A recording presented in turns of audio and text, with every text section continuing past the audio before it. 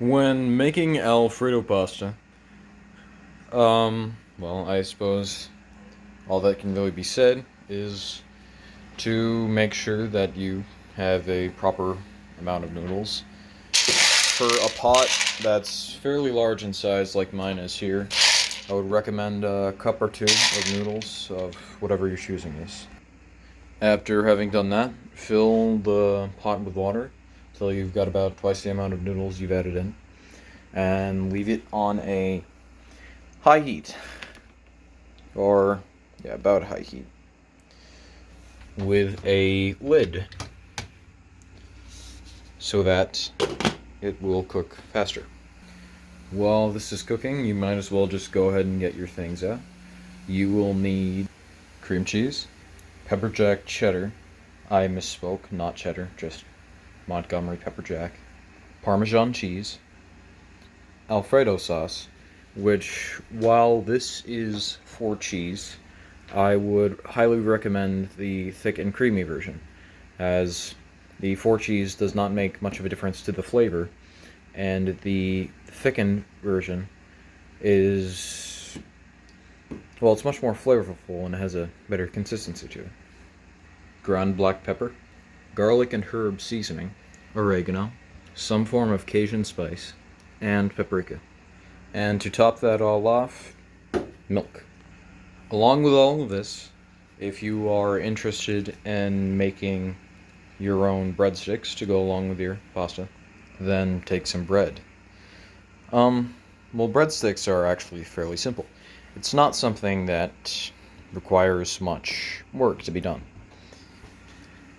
All you need to do is cut up the bread, put it in, well, I'm putting it in my toaster oven. I would recommend putting it in a normal oven, and then serve it as breadsticks.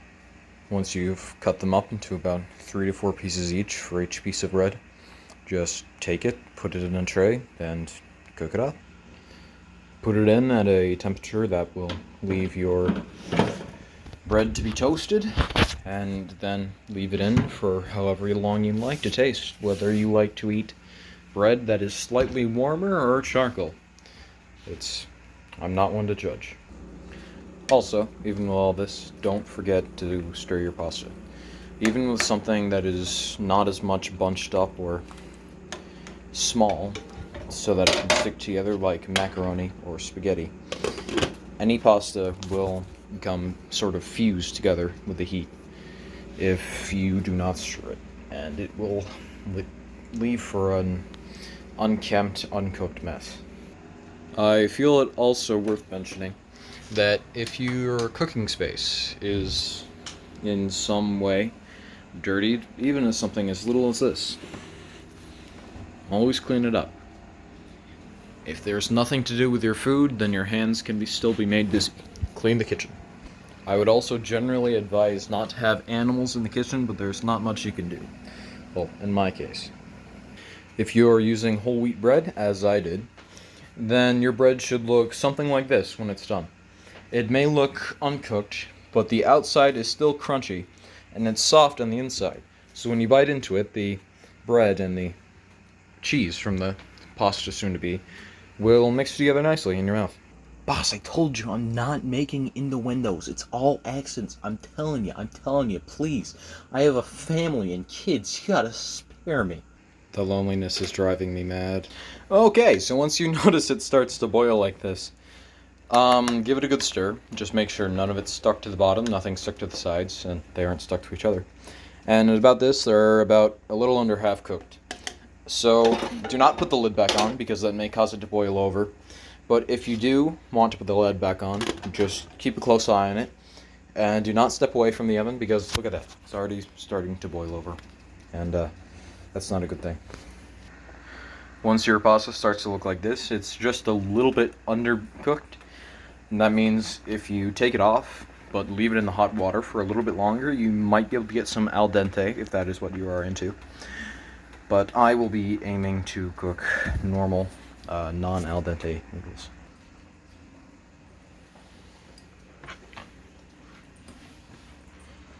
Behind the scenes look at me waiting. This is not a fast process. I mean, these videos are like, what, 5 to 10 minutes? For me, they're anywhere from 40 minutes to 2 hours. I just thought I'd give you guys a sneak peek. That's why I'm also adding in some random segments this episode. I got a little bit bored, yeah. I should probably just cut back to the cooking thing, right? Like, I was gonna do a smooth cut there, but I decided not to. Yeah, I'm just sorry about all of that. In my eyes, bad quality equals funny. Okay. Once the pasta looks a bit like this, you can, well, I suppose just dump it out into a drainer, colander, whatever you want to call it. This appears a little overcooked to me, so I might have done it wrong, but that's how I like it. I'm rambling.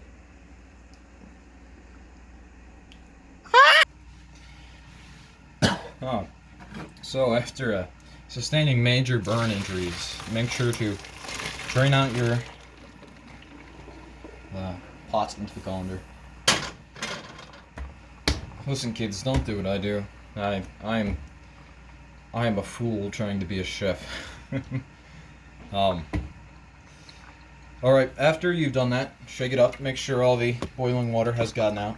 If you've already sustained injuries like I have with the boiling water, then you get to touch the hot colander, but I would advise against it normally.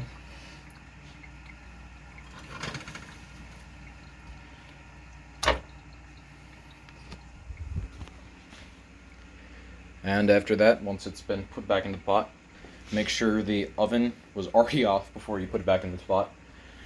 And then you take your Alfredo sauce and you add it in. Whole mug. Whole thing. If you don't want to waste any, you can put about a quarter cup of milk into the jar, then shake it up to get some out. Turn this back onto a simmer, and then stir this up until it gets nice and mixed in. Dear God. It's my greatest masterpiece in all of known existence. And we're not even done yet. Take about 1 cup of cream cheese. Then mix that into the thing until it has become one with the consistency and stops being that blockish form. And once you've added that in, add in some milk. Since the cream cheese will thicken it up and the milk will bring it back to normal. That way you get the flavor and a nice creaminess. Once you've done all that and have it all stirred in well, add in about 1.5 cups of your Pepperjack cheese.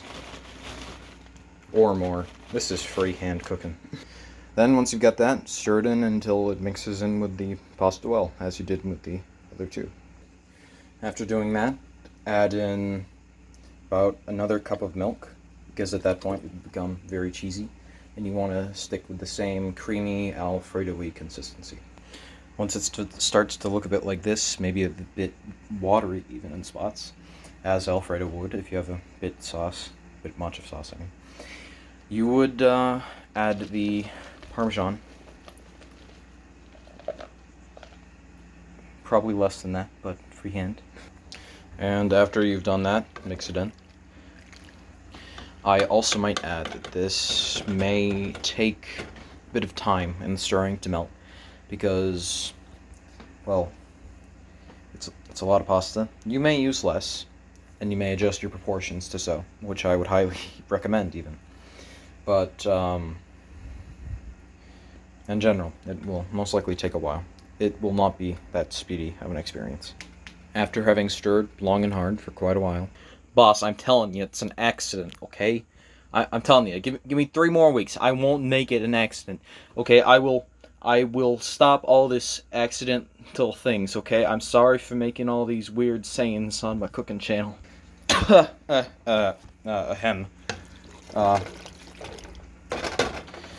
Once it's like that and everything is, well, mixed together and creamy and not too cheesy,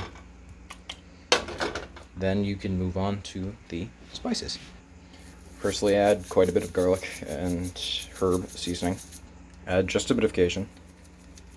a little bit of paprika, a lot of oregano.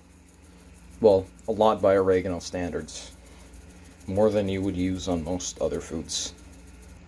And a decent amount of pepper.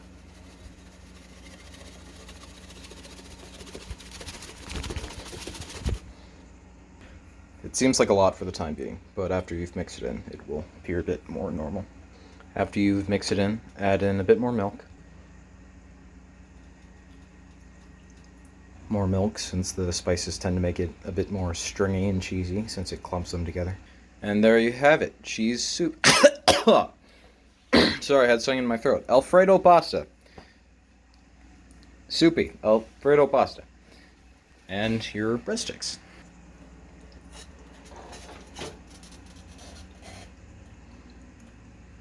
And there you have it. Breadsticks and homemade Alfredo pasta. My recording skills may be lackluster as an overstatement, and my cooking may not look the best, but I truly assure you it is. I haven't had a better meal in ages ever since I taught myself how to cook. And I hope you can learn from me too. This has been Playdom Cooks, signing out.